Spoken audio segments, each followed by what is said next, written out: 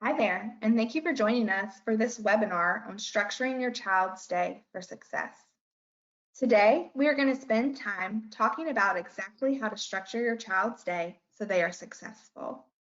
We will spend time talking about different strategies to implement when building a schedule or structure for the day. So these are quick tips and what we are going to be focusing on during today's training. You should be able to leave this webinar with information on how to build the most successful schedule for your child. It should be noted that these tips are designed in mind for children and adults with autism, but really are great strategies for everyone in your household. Our first strategy is make a plan.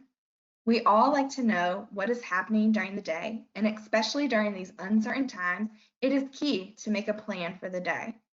We will talk more later in the training on some good strategies to use when making a plan, but your child should be included in this process. Make sure they know what is happening each day. You know your child best, but make sure they are told or shown the plan along the way. Big changes are happening during this time, so it is best to prep your child for any changes that may occur. If they typically have been going outside after lunch, but it's raining today, let them know this and let them know what they are going to do instead. Again, this doesn't necessarily have to be verbal, but you may provide them with pictures that show that things are going to be different, or even a social narrative that things will look different. Have your plan, but be ready to adjust as needed. Your child may not have slept or may not have had enough breakfast, and you might need to pivot with the plan. Maybe originally you wanted your child to do 20 minutes of academic work, but because of these events, the lack of sleep and hunger, you may move this to later in the day, or only have your child do 10 minutes of academics. I always tell families I work with to pick your battles, and when you can adjust the schedule for your child to have more success with an activity, do it. Okay, so now we know we need a plan for the day. So let's spend some time talking about how to make a plan that will lend itself for most success. Grandma's law, or using a first then schedule, is one of the key ways to ensure that your child will be on board with the schedule. The idea behind this is you start with work and the fun will follow. You know your child best, so first figure out what is fun. For some kids, this is the typical iPad, playing outside, etc. But your child may love to read or do fast math. Use whatever is motivating to ensure the tough stuff gets done. Be sure your child knows the expectations. First, we will do X, Y, and Z, whatever is the work, and then you can do fun. For some individuals, you may be able to put a few work tasks and then a fun activity. But others, it may be a series of work, fun throughout the day. Be sure the fun and motivating activity is truly fun and motivating. If you're having to present a lot of direction around the activity, it's probably not going to serve its purpose of motivating your child to do those harder tasks and likely would fall under a more work-based task. So even if this is a traditional fun, what looks traditionally fun, like Play-Doh or something like that, it may be more of a work-based task for your child. The next strategy when building a schedule is to start easy and then make it harder. So if you got your schedule ready and your child knows, reading comes first and then iPad. Sight words is a task that your child completes with no issues, but answering reading questions will often lead to some challenging behaviors.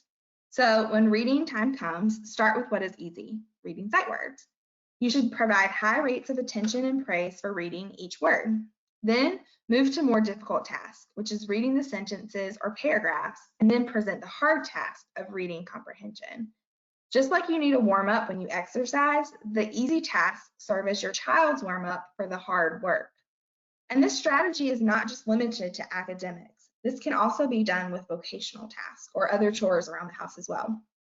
Start with what you know your loved one can do easily, and then present things that they may need more support around. Another great strategy when planning a schedule is to provide choices. A lot of times when talking about choices, people focus on the child picking out their reinforcer or motivating item. And yes, this is really key to success. but it is also really important for your child to help pick out the order of which the activities are completed. You know you want your child to complete an academic task prior to the iPad. Have them pick out which one, reading or math, to complete. Give them some choices on how long they get to complete an activity, so 10 or 15 minutes. Forced choice, so a choice of 2 or 3 different activities, is often how I present this to individuals I serve, but you know if your child would be more receptive to an open-ended choice. So an example of this, what schoolwork do you want to complete? Or what do you want to do after you do your math work?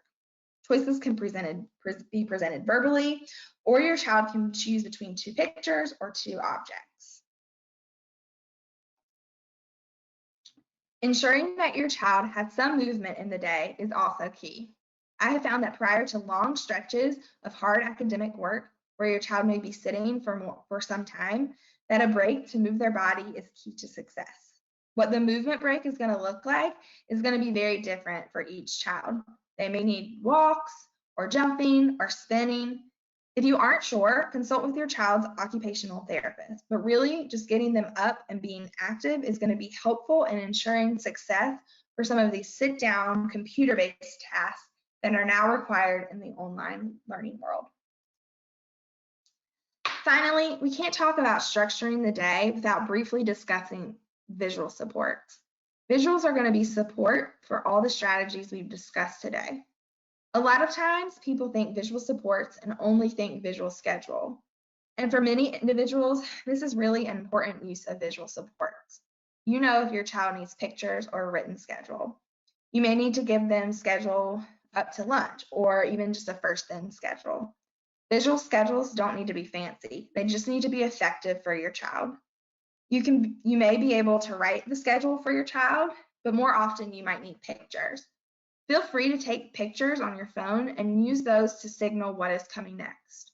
Or hold up an object like a plate for lunch so your loved one sees the lunch is next on the schedule. Visuals like timers can signal how long you have to complete an activity or can signal when an activity is done.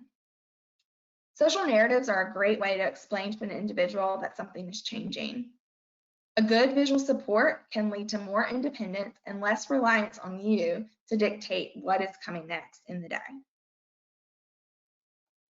So these are just some examples of visual supports. Each of these has been individualized for a specific individual, so each visual looks very different. It may be also helpful to check out the App Store of your phone or tablet to see if there are any free visual support apps that can be utilized during this time as well. So this concludes today's webinar on structuring the day for success.